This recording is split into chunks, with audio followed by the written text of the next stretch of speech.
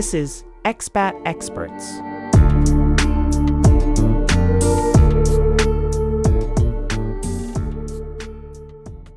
Welcome to this episode of Expat Experts from my favorite spot of coffee here in the center of Athens called Banca Cafe in Exarchia. Today we were talking about living abroad with a stand-up comedian that defines. Do you find yourself as a brash American I saw around? Did I say that? Yeah, I wondered. Did I say I'm a brash American? I mean, I am. Did I say it? But currently you're touring around Europe. Yes. You won a BBC Popcorn Writing Award. I was nominated. One of 20 people nominated. Wow, okay, nice. Yeah. You are now doing a second show already, but it was with involuntary manslaughter. That's correct. Previous show that you were having. Mm-hmm. So yeah, actually, it was kind of funny because you contacted me because you are actually having a show this weekend here in Athens. That's correct. Which I don't know if whenever this episode, probably it will already be gone, but you're touring around Europe, so I don't only have listeners from Athens, I have listeners from everywhere. So Too right. I'll be in Barcelona soon as well. Oh, nice. Yeah, exactly. Cool. So yeah, right. All the people from Barcelona, that's a clear check the dates. But yeah, Abigail Paul, thank you so much for accepting the invitation, or like for getting in contact and reconnecting after, I don't know, maybe 2 or 3 years. So this is really weird because I contacted you and then you said, "Oh, I know you. We did stand-up comedy together," and I didn't recognize you from your name because I just didn't expect to contact someone in Athens and be like, "We're pals already." Yeah. But here, that's what happened. Yeah, exactly. Actually, like we did stand-up comedy together. We did, yeah. Not stand-up in a sense of complete shows, but some open mics actually organized by Eva. Yeah, exactly. Who I organize shows with now in Frankfurt. Cool. Back in the day, we were doing it in the Hessenek, actually. We were, yes. It was a tough audience, let's say like this. Yeah, it was a tough audience, yeah. But yeah, so it has been really funny that it was like the reconnection of like saying, okay, old people who know each other. Here's my Spanish pal that I met in Frankfurt, Germany, and now I'm going to Athens and we're going to do a podcast together there. I think that's pretty fun. Yeah. I think that speaks to the expat experience. Exactly. Hopefully, yes. So yeah, just before we start with the first part of the episode, just remind to everyone who is listening to follow our social media accounts, Instagram, Facebook, TikTok, I don't know, Photolog and MySpace and all of this that we don't even have anymore. I suppose I'm there yet still. But yeah, of course, the most important part is following Spotify and YouTube, which is where I post the contents and the videos, and at the end it's where it's more important that I have a little bit of like people. If you want to listen to the new episodes, it's where you need to be stay tuned for knowing about them. But yeah, let's definitely dig into it. Yeah. The Expat, Episode 2 with Abigail Paul.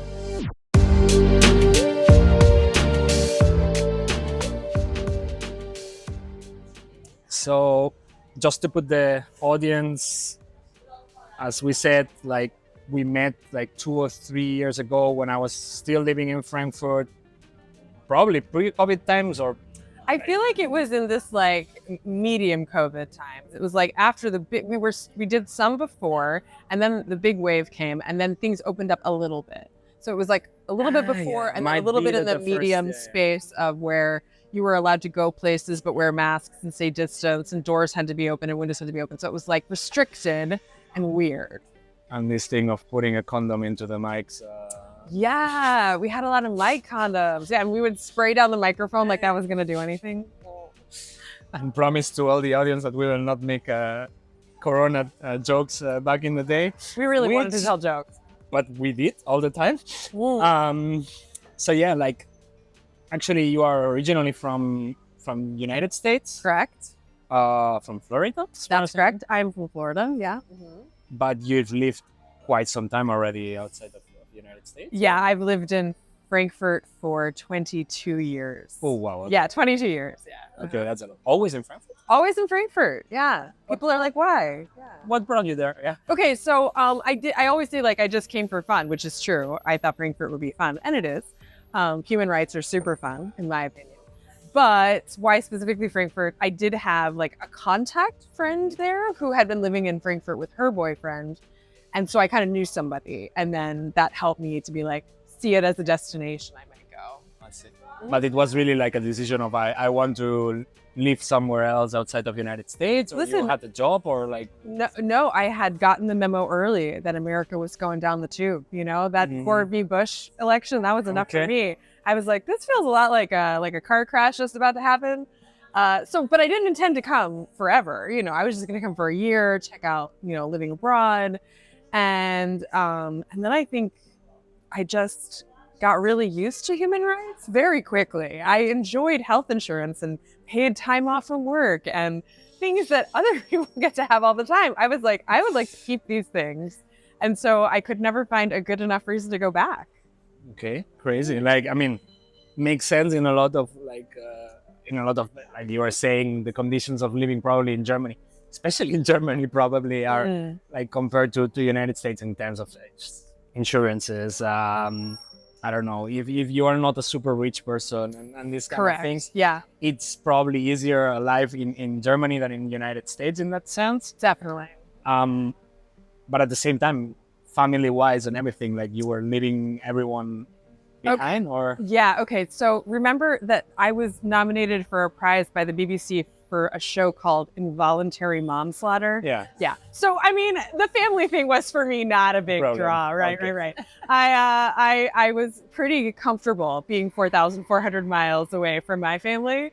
And I made a lot of great friends right away. So I've been in the city for a really long time. And when you live the expat lifestyle, I'm sure you can speak to this, like it is very transient. Friends come and go. So it can be really tough to find like people that are kind of permanent. But even friends who've like moved away, they often come back, or, you know, you do eventually get like what feels like family. So you kind of just get to rebuild your own family. And I kind of prefer that method. No, it makes a lot of sense at the end. Like, and actually in Frankfurt, it happens that, but still like easier. Like, I don't know if you speak German back in the day that you came. Not a word. I think I learned rufen Sie bitte die Krankenwagen an, which just means call the ambulance. So I wanted to have one key phrase sorted. Just in case. Actually, it's a good one. It's a good one, right? And then the rest was, as they say here, Greek to me. I didn't speak any German, but I learned it eventually over time in fits and starts. It's not an easy language, but I did it. Everything but administration works, which is still a very complex thing for everyone who is not native German. Even Germans don't like it, to be fair. It's really not a great language for writing things terminology that nobody fucking understands. It's correct. It's like, I think that it's kind of rude of English to be a global language sometimes, but I'm also pretty pleased because it's super simple compared to other languages, let's face it. Yeah, definitely. Totally agree. So I already said you really never considered going back to the US then? Like, it was never in your mind, like... No, that's not fair. I remember my first 5 years thinking I was definitely going to go back to the US and felt like just a matter of time. But then, like, I don't know, that feeling of having grown more comfortable in my new country and not really knowing how I could go. Like, once you have nicer things, it's very hard to have them taken away from you.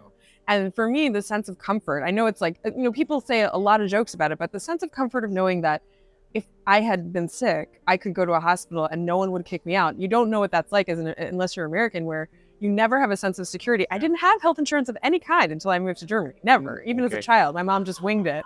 So, you know, I think I really enjoyed that stability. And yeah, I didn't want to give it up. So there are many things that you could be like, well, there's some better stuff in America, but go visit America if you like that stuff. You know what I mean? Like, it's available to you to live there, to retire there, to spend my life in worry of bankruptcy from medical things. No, I didn't think that was that fun. Yeah. And you ended in Frankfurt, like the most international city in Germany, by the fact that you had friends over there already, which is, it's always a help when you start in a new place. They left about a year after I got there, but that was still a good, like, it was like friend seed. That also sounds like Frankfurt, yeah? Yeah, exactly. It is Frankfurt, yeah. And then I made new friends, and then they all left. And then I had to make new friends. And they all left. That pattern really, I had nobody in my mobile phone to call for a few periods of my Frankfurt life. I won't deny it. And over that time, you have friends everywhere, but in Frankfurt, that happens a lot. Yeah. I just would go to an Irish pub and be like, hi, I'll be your friend tonight. That's what I would do. Yeah, that's how you do it in Frankfurt. Yes. Yeah, there's, as you said, it's a very international city. One third of the city is non-German. So 66% Germans, the rest of us, something else, and that way we connect to each other. And it's not just Americans and Britons, it's people who just aren't German and like to speak some English or get to make new friends. Was like this like 22 years ago, or it has increased like? It's hard to say. I mean, I noticed a massive difference in like Berlin, for example, because when I moved to Germany, I first made a couple trips to Berlin, and you had to speak German there, and like it was probably international, I guess, but you didn't notice it so much. And now Berlin is so international. It's like you can't get people to speak German to you. Everyone speaks English, so it's really different. But Frankfurt always had, because of the banks, every single bank had at least one family or group of people in the city. So you always have had this multiple countries, food, cultures, running around. And when you compare cities, and it's something that we discussed a couple of times with my girlfriend, actually, she's from Frankfurt. I think there is something in Frankfurt that they made pretty well, which is not doing this segregation in neighborhoods. Yeah. When you live in Frankfurt, if you don't live in the very, very, very expensive parts of Frankfurt, really posh, next level thing, and even with there, like normally your neighbors are a bunch of different nationalities, like, and it's like there is no neighbor for, like, let's say for one culture and one neighbor for another, and that. There's some laws about that in Germany. I forget what they are, but they really went out of their way to make sure you wouldn't have any kind of ghettoization of any group or culture. So it's in Vienna, they do it as well. It's like a tactic. It's not by chance. People really don't want groups of people to not kind of be diverse and merge together. And it works. I think it does work, yeah. And in that sense, like, you arrived to Frankfurt and you never said, okay, I would like to move somewhere else in Europe, for example? Yeah, well, there was like an opportunity, as I said. I've been to Berlin a few times, and my husband and I almost could have moved there. And in fact, he moved there for a year and we kind of tried it out, but it's not our town. Frankfurt is very small. Like Athens is gorgeous, but it's very, very big. And I don't function that well in places that are very big. So I ride my bicycle everywhere. If I have to take a train, it's 10 minutes. Like, things are pretty convenient and close. Yes. And green, I have to say, it's very parky. The air is pretty clean, especially for a big city. So yeah, there's a lot of, again, just really basic quality of life things that maybe tourists wouldn't be like, oh, look at Frankfurt. But if you live there and it's your city, it's great. I agree. Yeah. It's one of the things that definitely we miss here. Like, there's no parks in the city. It's a massive concrete Athens. It's a lot of concrete. Yeah, I noticed. It's gray as fuck. It's pretty gray. Yeah. And no parks. Well, there is the botanical garden here in the center. Okay. Which is the national park thing next to Syntagma, next to the parliament. And in the center, I mean, even the Acropolis Hill, it's not green. It's stone, therefore it's not. Yeah, everything is gorgeous. Like, there's a lot of marble everywhere. But then it's like there's a lot of stone and marble and gray. And yeah, I wonder how people, I'm here it's March, but in summer, that would be pretty tough. I mean, it's like something in between. And Frankfurt, it's not one of the most harsh temperatures in Germany, that's for sure. But at the same time, you're giving away like the fact of having 2 months here of extreme heat. Yes. For not having 6 months of not seeing the sun in Frankfurt.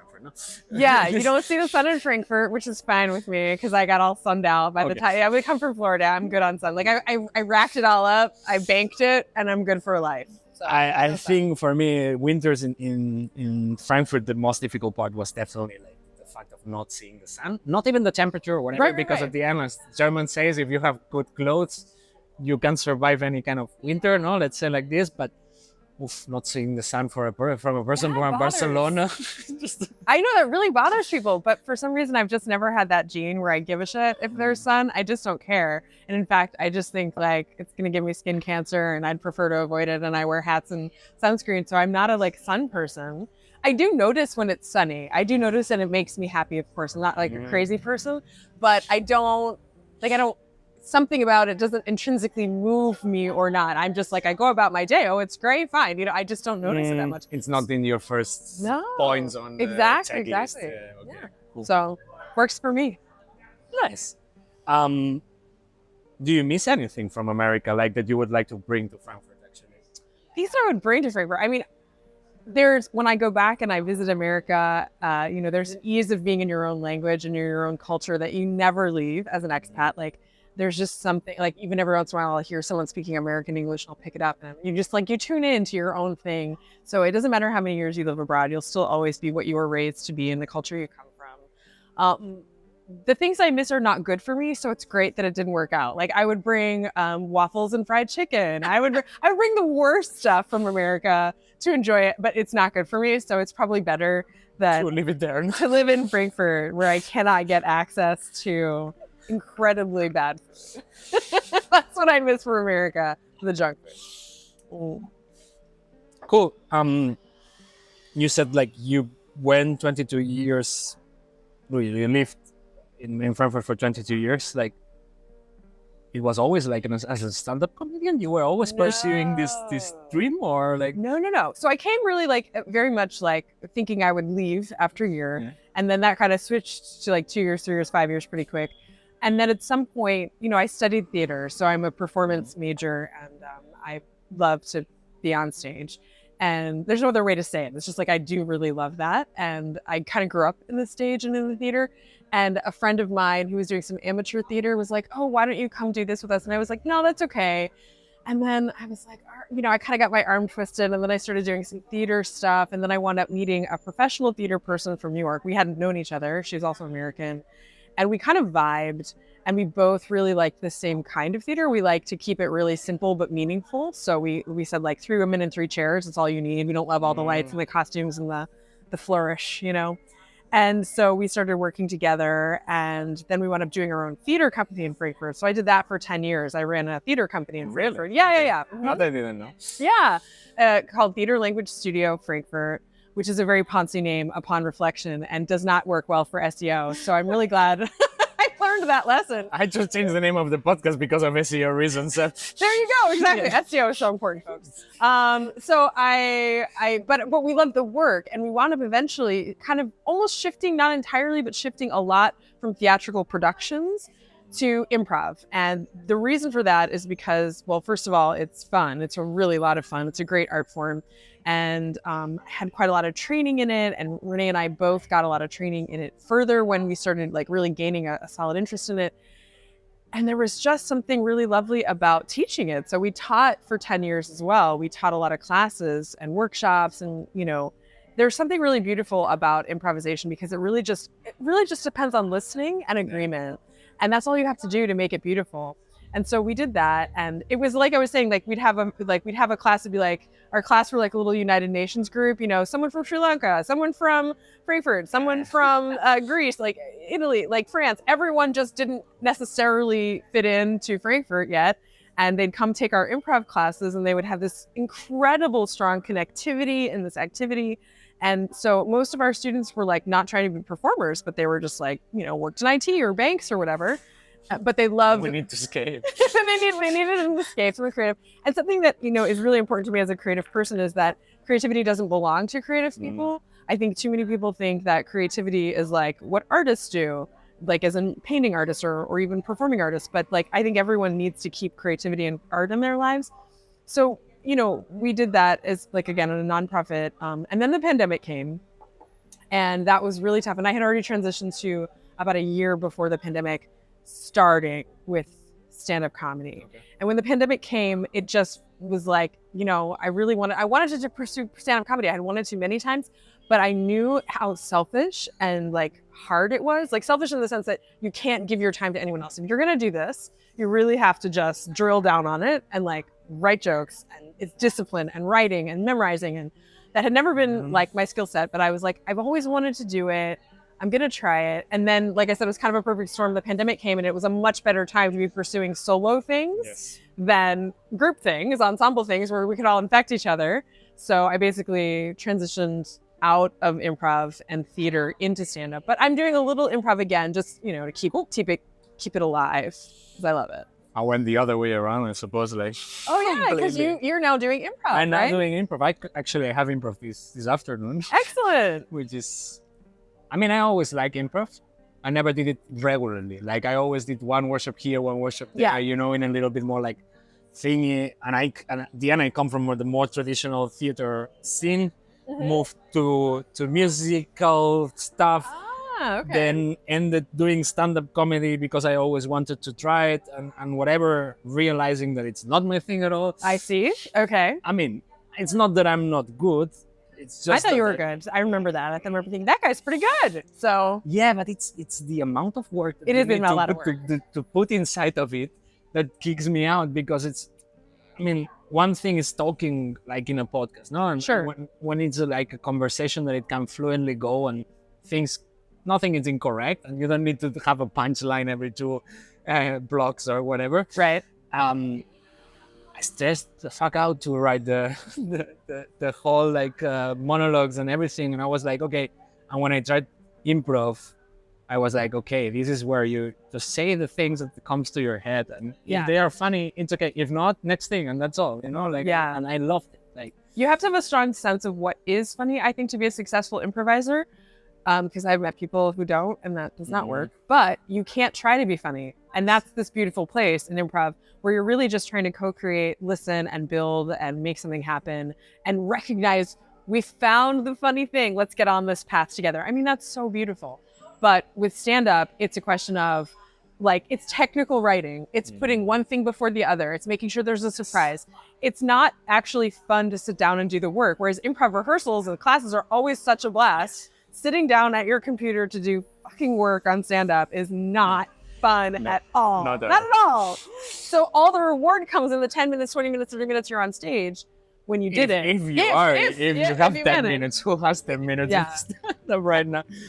I think like right now the common thing in open mics is having 3 to 5 minutes. 3 to 5 minutes. Well, yeah, that's in like New York and Frankfurt. We give people 7 to 8, and then it's not that hard to get 10 or Not 15. here. Wirklich.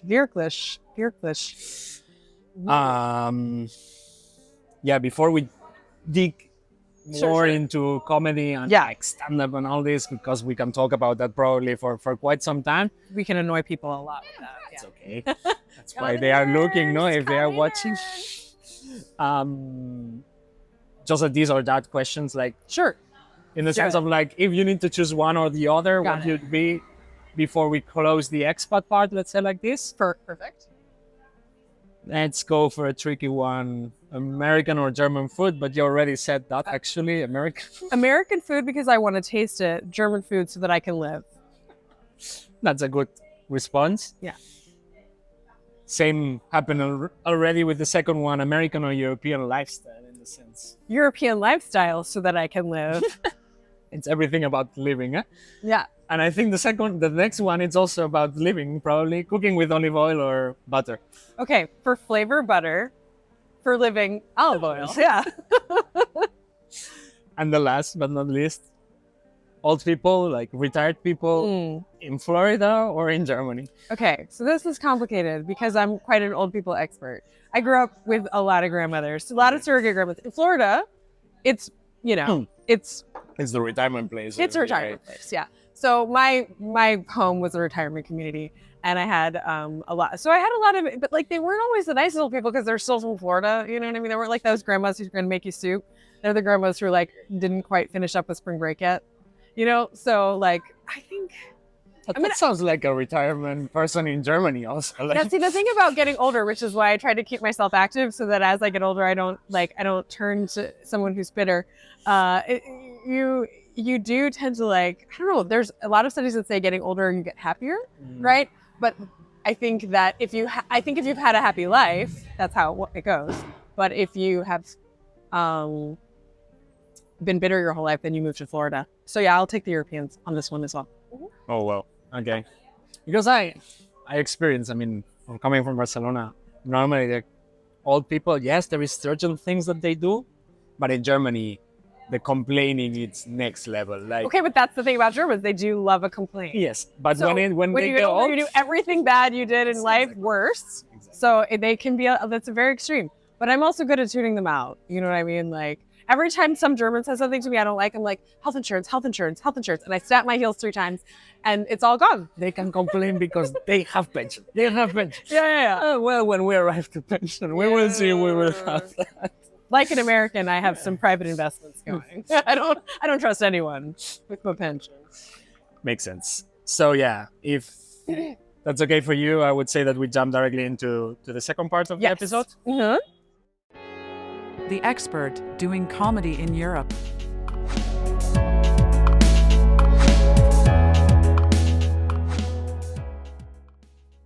So yeah, as I already mentioned in the introduction, you are one of these lucky stand-up comedians that actually are touring. Yeah. And they are not only doing open mics for 20 years. So you're living the dream, let's say like this. I mean, it's a choice, right? Because you have to push to do those things. And I started stand-up when I was 42, I want to say, or 43. Yeah, 42, 43, something like that. So I didn't feel like I had the time to dick around. So I had to like take my skill set and just exponentially make it go as fast as I possibly could. So I got as quickly from like open mic level to my own show level as I could possibly make myself do it. How much time did I still think now is really when I've completely, like after at least 5 years is when you're like, oh yeah, I found my voice a bit. I know exactly what makes me different from maybe other comedians, or what's a joke that falls into my, skill set or persona. I think it takes a really long time. So I would say a minimum, if you really want to do it, it takes a minimum of 5 years to kind of like know yourself, know your jokes. And it gets a lot easier to see the joke and things. I go back to old jokes and I'm like, why wouldn't I have seen this as backwards, right? Things like that. So the writing skills are now catching up to the performance skills, because I had performance skills from previous things. Exactly. And I had trained a comedy brain from mostly having a terrible childhood, because that's how you escape childhoods of my nature. And then all the performance stuff. So yeah, that's about how long it took me. I mean, it's not a lot to be like, you started late in the concepts of like, and it's a cool thing that you are now having your own shows and doing your own stuff, and happy doing that. And like, even starting late, it's not that you start late actually, because you were on stage all the rest of your life, but you are in different scenarios. Exactly. I never stopped being on stage. I just changed what I was doing on stage. Yeah. And this change, like, did it really happen like in the sense of like you were talking about like, okay, pandemic comes and then I started doing stand-up comedy because it also was easy to do solo things. It also probably affected the fact that doing improv classes was not a possibility anymore with the theater play and everything. So it was not really a conscious decision of like, I like this stand-up comedian so much that I'm pursuing doing something in that way. I think it's a little combination of both. I've taken a lot of professional training in Chicago at the Second City, and so I did 2 intensive courses in stand-up comedy in Second City, and that helps you with like getting a baseline for like how to write a joke and how to recognize jokes and things like that. So that was kind of the starting place. And then I started dabbling, and I was still very much doing other things. But like I said, I just realized that if I really wanted to do stand-up, it was going to take everything to do it. You can't do it halfway, in my opinion. I mean, you absolutely can, if it's a pleasure for you to do it. But I just kind of knew that I wanted to do it to a certain level. And to do it to a certain level, it's going to take like intense focus and concentration, extreme self-criticism and self-awareness. You're going to have to be like, sorry, I hit the mic. You have to really be willing to criticize yourself, to take criticism, to fail so badly. But I feel like improv was great for that, because I had that mentality of every time I fail, I'm just getting further in what I really want to do, and I feel like some people, if they don't have a performance or in particularly improv background, you come up to the stage and you bomb. I remember famously not doing that well at like a particular open mic, and Ava said to me, she was like, it was great because you just kept talking. And I was like, yeah, everyone wants to know what I have to say, don't they? So I didn't ever have this mentality like my failure was a terrible thing. I knew that it was not as good as it needed to be, but no one starts out in anything as good as they're going to get, right? So the exciting thing is drilling down and getting better and making improvements and developing. And I think that's what we want to do with our lives. So I found like this was really exciting in a way that other things weren't exciting to me. And it was special because what I love and dislike about improv is that it is an ensemble. So you're only playing to the level of the people around you, and you can't entirely control the situations. I love to control situations. So with stand-up, it's really your success or for failure out there. You know what I mean? It's everything you did to get there and everything you didn't do.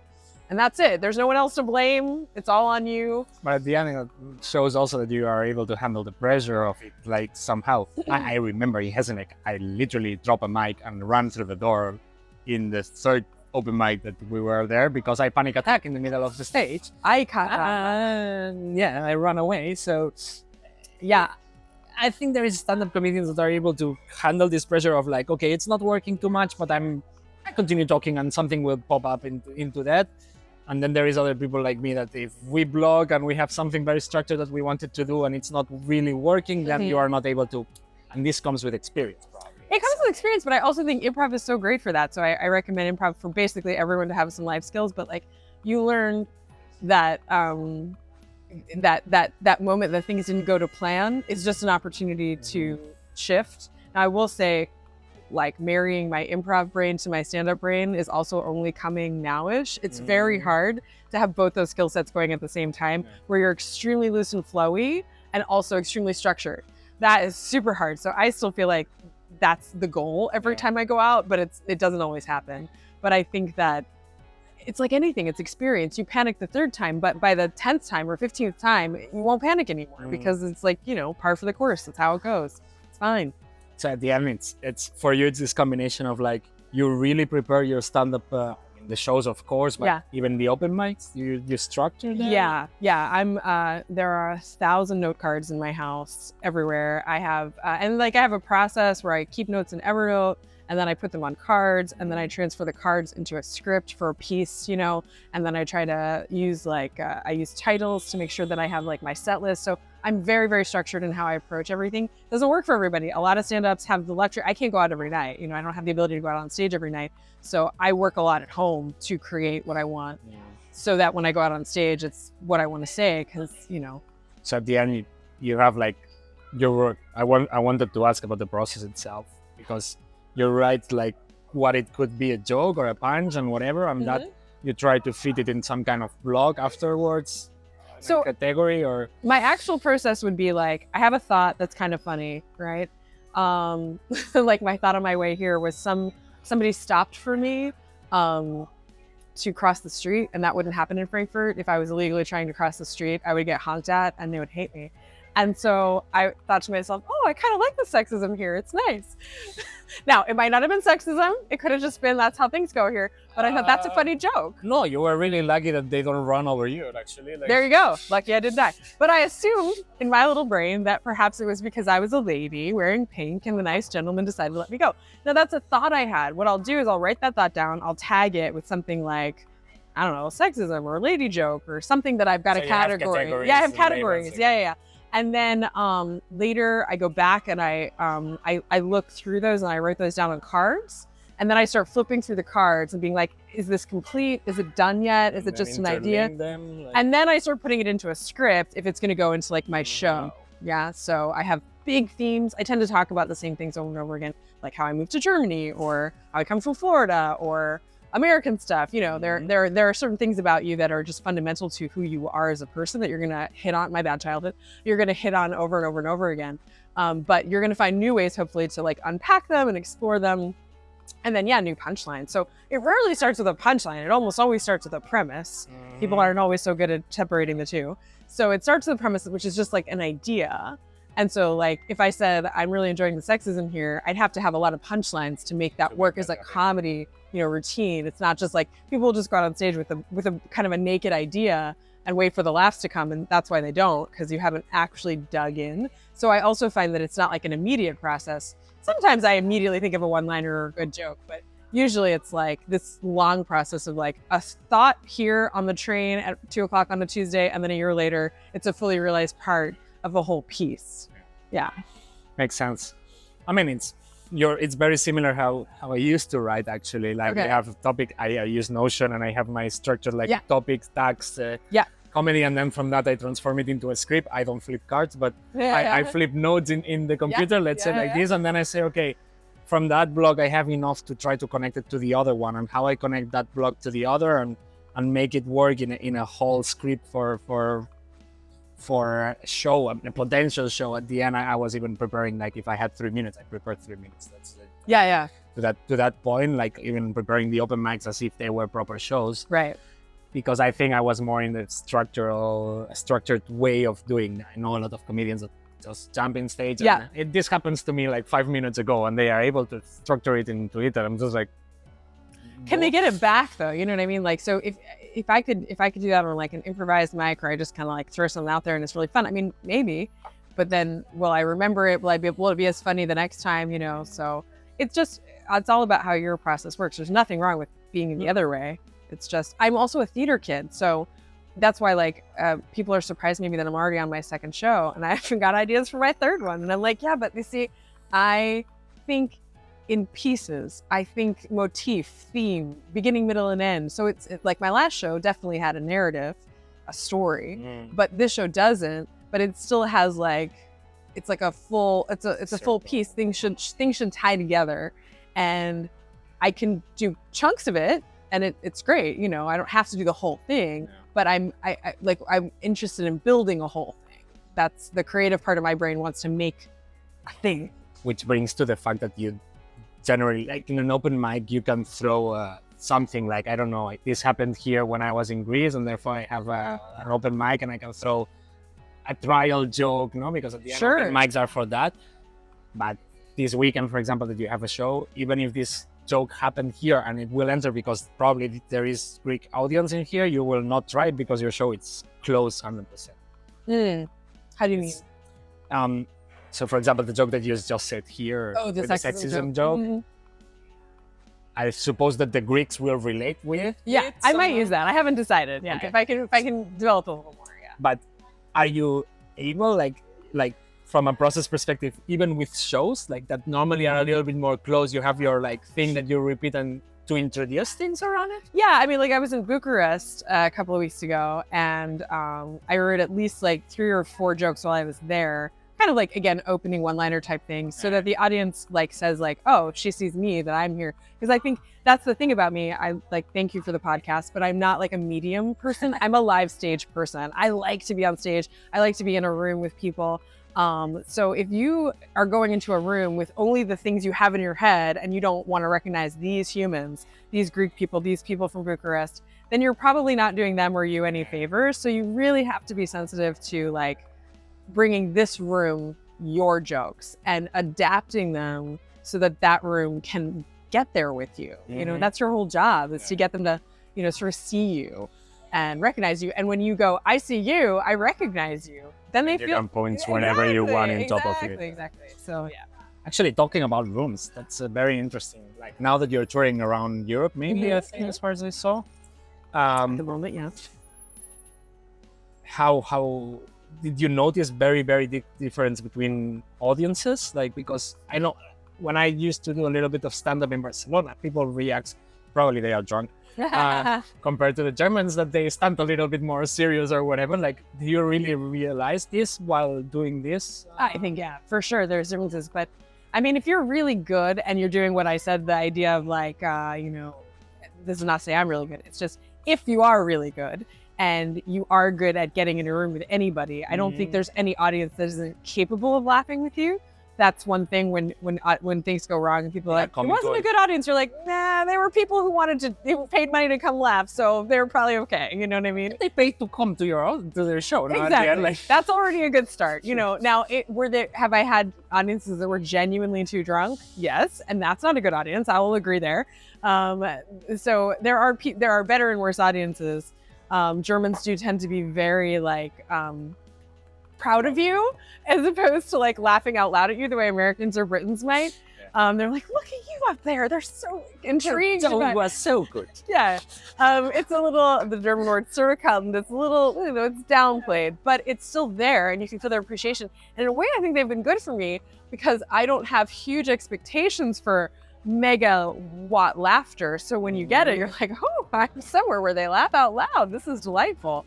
So yeah, I think audiences are definitely different. When we went to Bucharest, I really thought that they would let the audience know that we were not, you know, Romanian speaking before we walked out. But in fact, they were just like, here's the mic, go on out there.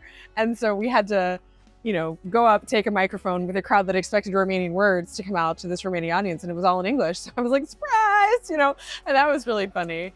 But then they were, Romanian people, not unlike young Greeks. I mean, people speak English. So it's not just about the language. They know the words, right? But you have to get them on board with your shtick. And that can, that's a whole other thing. So yeah, but they were very kind and warm and generous, and they laughed. They were like a little confused at first, but once they got past that, they were very happy to laugh. Yeah, I did a couple of open mics here also in Greek. In Greek, like everyone in Greek but me in English, and it was also a fun experience. Like also this extra laugh of people who are not clearly, you look at them and they are not understanding a shit of what you're saying. Okay, that's different. When they And really don't because understand. The person next to them is laughing, they need to like social pressure of laughing also, and that fills the room. It's incredible. Like I was, okay, why is this working with this person who clearly is not understanding anything what I'm saying? But yeah, it's funny. Going to that, like you analyze, I suppose, like how the performance has gone in that sense. So you record yourself. Oh yeah, always. I think it's foolhardy not to record yourself every single time. First of all, because I live in fear of saying the funniest thing I've ever said and not remembering it. My brain is, hitting the menopause mush moments. So I want to protect my jokes and thoughts. But secondly, because, and I don't usually watch it right away, although sometimes I'm excited to see how it went, but usually I wait a while after a performance and then I go back and try to more clinically study it and go like, okay, you thought that you were going to get a laugh here and you got a sticker if at best. So clearly you could work on that joke, make it stronger, put it somewhere else. So then you mark your own script saying, okay, this part worked, this part not, or? I mean, I can get that intense about it, but it's more like just really sitting there and watching it a few times and learning from it. And then usually, making a few quick adjustments. Cool. Do you watch stand-up comedy also?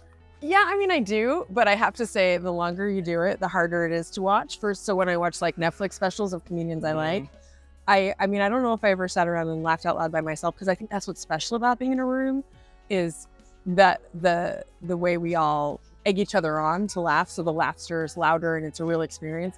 When you're sitting at home at Netflix, even if it's your favorite comedian, it's very hard to be like, ha, ha, ha, ha. I mean, it happens, but it's rare. So I can watch a really great special and I'm just studying it. I'm not like, I'm just quietly watching it and going like, oh, I see why that worked. That's a good idea. Stuff like that. So and then when you come to open mics and you've been to a lot of them, it can be harder. It can be harder to watch, a lot of open mics. So I would absolutely I saw Daniel Sloss last year. I mean, any professional comedian whom I like and respect, I would love to see them live. And I will watch them on Netflix, but I will not enjoy them as much. Even live? Live, yeah, absolutely. I think live is the whole thing, right? Because being in a room with people and their personality and them responding to you, it's what gives you that feeling. It's like, you love a band and then you go to their concert. I don't really listen to music, but I assume that's why people go to concerts. You know what I mean? For that experience to see your group is a completely different thing than listening to the radio or the album, which is still enjoyable. But it's a different vibe. It's a different vibe, yeah. Oh, that's very interesting.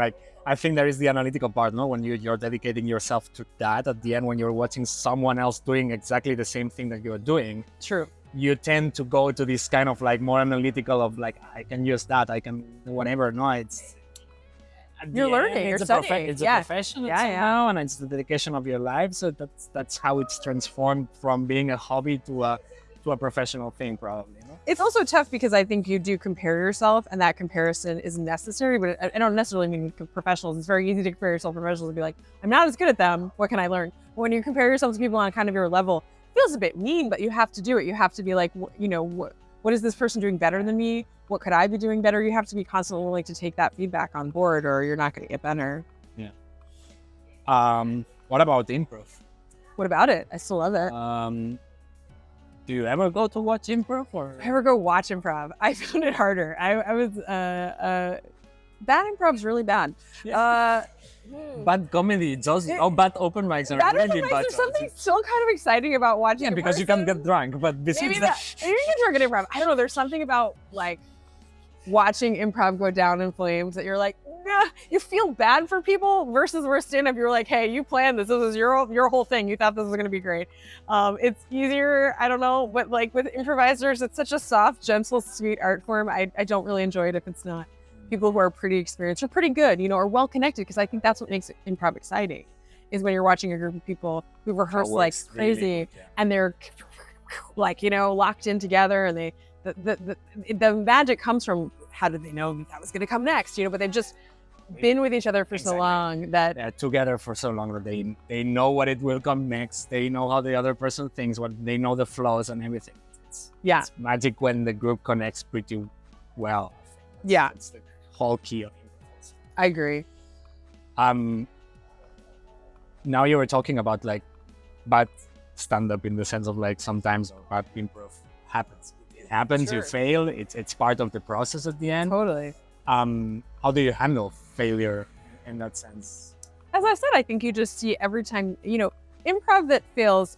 So you asked me if I enjoy watching it. I think it's different because I've just seen a lot of it. If it's a group of people I care about, I almost enjoy it more if they fail. I don't know. Like, it's not a problem for me. I'm entertained.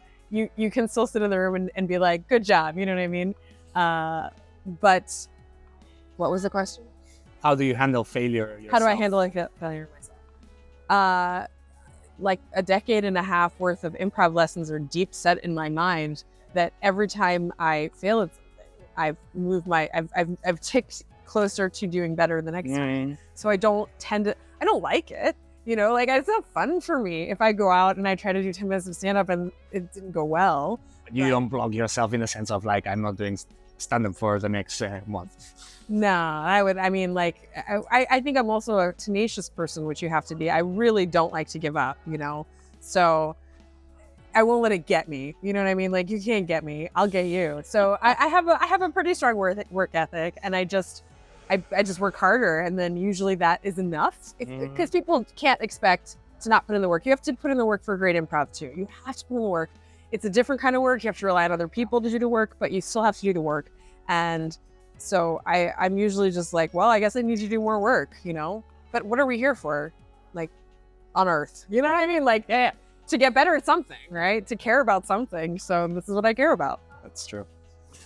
I found something that it's a little bit like recurrent, that it happened in open mics, and there's people that tries the same joke recurrently and get trapped in this kind of thing. Like, they internally think that this is a very, very good joke, and we see them failing recurrently with the same joke thousands of times because of the concept of like the audience is different, maybe this time enters.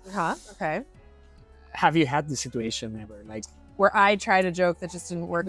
You are convinced that this joke is good, but at the end it never feeds into it. What do you do with these jokes at the end, or these punchlines? Or I mean, I think good jokes and bad jokes, again, I have a tendency to think in a piece. Sometimes there's a place where I'm expecting more laughter and I get more of a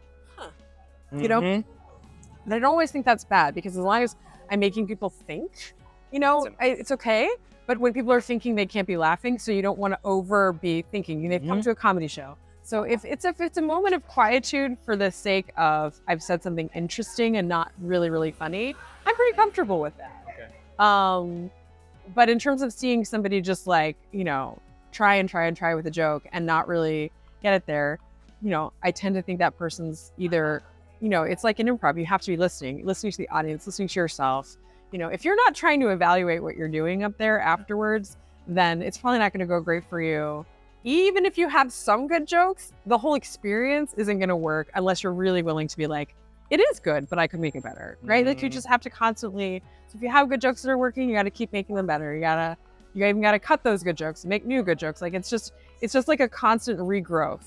And some people have resilience for that, and other people would like to get a little bit of attention. They've got some jokes that work. They're happy with that. They go out there, they tell those jokes, and that's it for them. There's nothing necessarily wrong with that either. It's not what I'm doing, hopefully. but I think everybody, as I said, creativity belongs to everybody. And whatever part of it you choose to get on board with, I'm fine with that. You know what I mean? I might not want to listen to that same 5 minutes of jokes over and over again, but God bless. Yeah.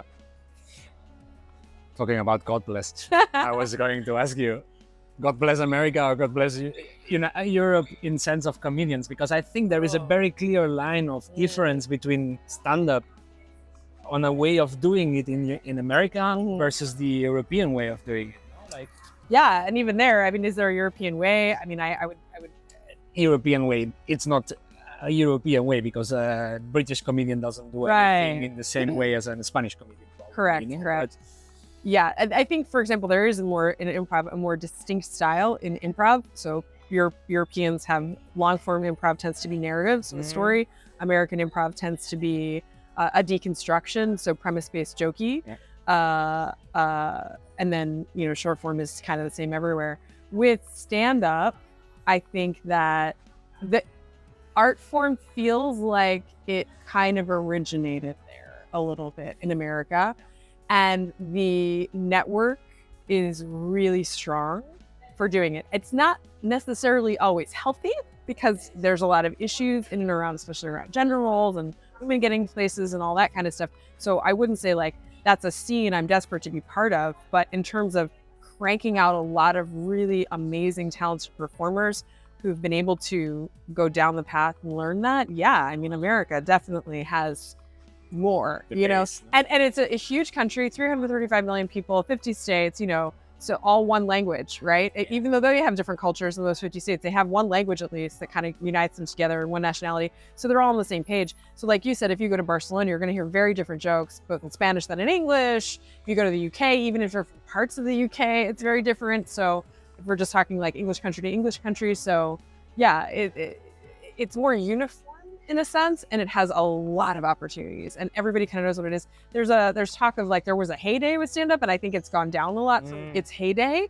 in the, let's say, 80s. But in a way that's good because that heyday was also probably not healthy. It was like a bit of a bubble, So now what's left is like plenty of clubs and places and open mics and people such that, and this is something I really like about stand-up too, there's no gatekeeper in a way. You just can be like, I'm going to do it. I'm going to go out there and I'm going to do it. And no one can stop you. You know what I mean? You can sign up for an open mic. No, that's what open mics are about at the end. Right? Absolutely. But if you're doing a play, the director has to pick you. If you're in an improv group, the coach has to put you on the team, right? So somebody has to say yes to you.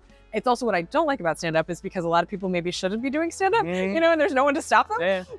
But I think it's beautiful in the sense of the egalitarianism that anybody can kind of be like, this is what I want to do, and they do it. But at the end, it's where it makes the cut, no? Probably the difference between the people who spends all their stand-up career in open mics, it's probably because they are not refining their jokes until a point of being able to do a show out of it. And there is this threshold always in stand-up comedy, which is like, it's clear, I think, for me, like difference between doing open mics regularly, even if whatever, and never arriving to a show. That's when it changes the whole scene. Like if you're arriving to have your own shows, because that you need to sell. It's not anymore you're writing down a name in an email and saying, I'm going to this open mic. Exactly. It's like putting the effort of like, hey, I have this show, I'm doing that. Especially going touring, it's even more complex probably. Yeah. But you need to show yourself and sell that show to people. That's where be confident that you have a product. Yeah, absolutely. I mean, open mics should be, for all comedians, a tool to get to the next step. And there are a lot of people, as you kind of mentioned, that like want to stay on that lower level because they enjoy the open mic scene. And there's nothing wrong with that. You know what I mean? Maybe it's more a hobby, like I used to do. Like at the end, for me, it wasn't going to be any career or professional thing because it was just for me a way of like, oh, okay, I have these punchlines, I have these jokes, I structure it a little bit, and I go to an open mic because I had material, but I am not going to spend my life. I have a job. I have the other things to do, unfortunately, that fits my schedule too much to be able to dedicate myself into the show. Or maybe I don't want to throw myself into there also because it's not an easy life, I assume. No. I think now it's growing a little bit more, the idea that also like jam sessions can arrive to, for example, something like theater. Here in Athens, there is a group actually that it's doing improv jam. Oh, nice. Yeah, it's kind of cool. But it's true that stand-up, it's very entry-level like thing. You can enter through there very easily. Yeah. Finding the correct people inside of comedy, it's difficult, I assume. Very hard, yeah. Because you have to... Yeah, it's super toxic. I didn't want to bring it up, but you said it. I mean, that was another thing when I first got into stand-up, that it repelled me from stand-up, and then it made me work even harder because there were a lot of mean boys, that's what I'll call them, and it's not to put it all on boys, but these people were mean and they were boys, so they were mean boys, and they didn't particularly care for me coming in, and sort of it felt like ruining their fun. Like they had established what they wanted to do, and I didn't always laugh at their jokes because I didn't find them funny or frankly appropriate, but that's not the point. I just wasn't going to give them the gift of laughter if it wasn't genuine. If you want to go up and do inappropriate jokes, I guess that's up to you. I'm going to do what I care about and you do you, but they hated me for like not getting on board with their thoughts and ideas. So yeah, that was really hard, because here I was finally saying like, I kind of wanted to do this my whole life, and I think I'm kind of a naturally funny person, but it takes so much, like, it takes everything you have to do a good job. So I needed people to be supportive and be like, yeah, come on, girl, you got this, And it took like a couple of years of meeting Ava, finding other people who we were like, we just want to build each other up. You know what I mean? Like, that's what you should get from your colleagues. That's what I had at Improv, was people who loved each other and wanted to build each other up, and were like all about encouraging each other. And I still enjoy so much experience from my love for my improv community. So it was hard for me to accept this lone wolf, fuck you, I'm a comedian, get out of here kind of thing. I think people, and correct me, it's not like this, but I always have the feeling that stand-up, in that sense, as you're doing it alone, in there, people might understand that as a concept that you arrive there alone, which is not true at all. No. It's like, jokes are refined through having someone who's listening to that, giving you feedback. And normally who is giving you feedback is not the audience, it's the other comedians who are in the stand-up.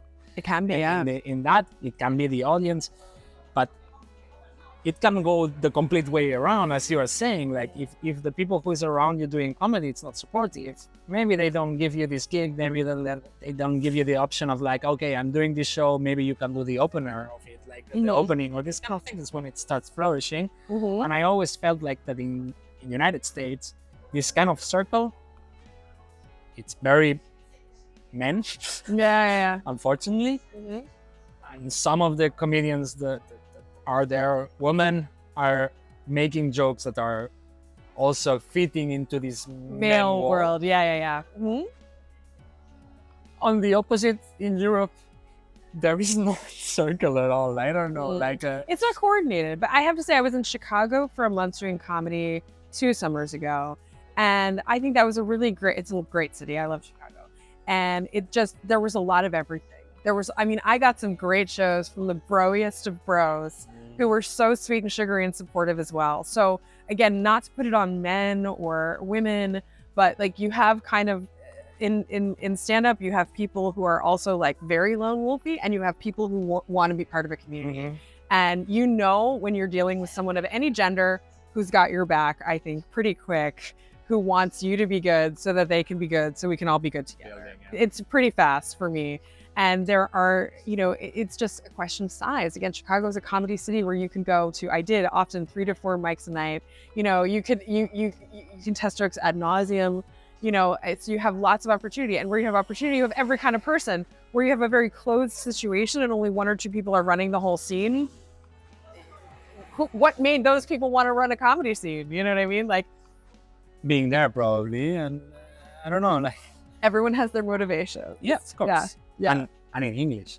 In Europe, you add the extra part of language. In a city like Athens, right now there is 2 open mics, for example, running very, very regularly in English. It's 2 open mics. Yeah, exactly. But they intercalate things, and they happen whenever they happen, and it's really like the art where you're going to do the show this weekend, which is more like a month-based thing, which makes it really difficult to be consistent in here. Sure. And then the other one, which is normally done in a Metazugio, Exodus Cafe Neo.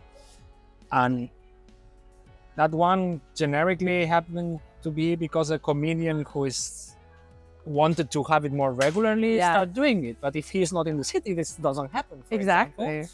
And it's very difficult to be consistent if you don't build your own thing in cities where the language is not. If you would be doing stand-up comedy in Greek, there is nearly every night, weekly. Exactly, yeah. And that makes things very, very difficult for stand-up. 100%. So the organizers either have to be coming from a place of total passion themselves and really want to make a stand-up scene happen and really want to be usually stand-ups themselves, or I don't know, something else. So that's the best case scenario. And then there's not that many people out there, because what people terribly underestimate is the work, not just the work of writing jokes. That part is already a lot. And then you have the work of organizing and getting people to come on your show and things like that. We run the weekly open mic in Frankfurt. Ava really works hard on it. I support her more than anything these days. But it's so much work, and people really underestimate that. And one thing that's good is once you've kind of got it established, it becomes less work. So once you've got it going and it's got a system, that's pretty good. But it's just a lot, and people aren't always appreciative. You know what I mean? Not the audience members, not the comedians. I mean, usually yes, 80% yes. But when you have kind of a couple of people coming in and ruining the fun, you're like, I just wanted to do comedy. This is a lot of extra work, and now you're being a jerk to me, right? You know, so it's like, it's a whole lot of factors that sometimes people don't think about. So, you know, sometimes people don't get slots because you just don't have any, you know, and sometimes people really misbehave, and they should be aware of the fact that, hi, this is a lot of work for the people who are organizing it. And in the end, they are organizing it for you. Yeah, I mean, it's a service. When you do an open mic, you are providing a service for comedians to practice. And you are also appreciating the fact that they're being part of your show, you know, so they're doing something in return for you. It's not completely one way, but you have to see it as a two-way street. And, you know, if the organizers need your help with something, then you should probably be like, sure, you know what I mean? Yeah, I'd be happy to help. Cool. I think we can close a little bit the episode if you want. Yeah. You are having a show this Saturday. Sunday. Sunday, Yeah. sorry. In here in Athens, but you are having other dates already, you were saying? Yeah. So I think my next big one is going to be in Brighton in May. Okay. Yeah, I'm doing the Brighton Fringe Festival. So 4 performances in my next solo show, which is called Miscommunication. And that's really like, for me, the kind of the beginning of the journey. We already done a couple previews, but that's really the beginning of the journey for that show. Is it's going to start there, Miscommunication. And then I'm going to start looking, I've got a couple things going. I've got one show happening in Hamburg. I'm doing Barcelona. So I'm looking now at other cities I'd like to go to in Europe for the summer and really kick that show off. So I hope to live with that show for a while, because my old show, Involuntary Manslaughter, had a lot of as well, like pictures and things. It had storytelling and theatrical elements. So this one's just stand up, you know, it's just me and a mic. Okay. And yeah, so it'll grow and change a lot. Nice. So it's more like what you're planning to do for the next month is this? Yeah, for a hot second, I'm gonna really stick with this and really work it out and see what works, what's exciting. So that's good. So I think all the audience should check your Instagram. It's Abby for Love. Pretty much everywhere you have a social media handle. Mine is Abby, ABBY, for the number laughs. Okay. And I think you have a website. I do have a website. That's easier. AbigailPaul.com. So yeah, it will be all in the description of the episode, of course. So you can stay tuned and see if Abby's coming to your city. Then go for the show and meet her, and maybe just after the show say something. Yes. As a podcast listener, I came because of that. That would be great. I would be very excited about that. The way I was so excited when we knew each other, and here we are in Athens. Because when this happens, hopefully I bring some audience. The randomness of life is so beautiful. So thank you so much for accepting this invitation and for bringing your experience in comedy and theater in general. Like it has been a really, really good pleasure to have you here. Besides that, of course, thanks to Banca Cafe to let us this cool space to record today. Very good coffee. Very good coffee. So if you are around Exarchia, just grab a coffee here because it's worth it. And of course, infinite thanks to every listener who is around there. Don't forget to subscribe and follow to see this episode and the next episodes that are coming. Again, thanks a lot. Thank you, Mark. This is Expat Experts. Support this podcast by listening us in Podimo and subscribe in Spotify and YouTube.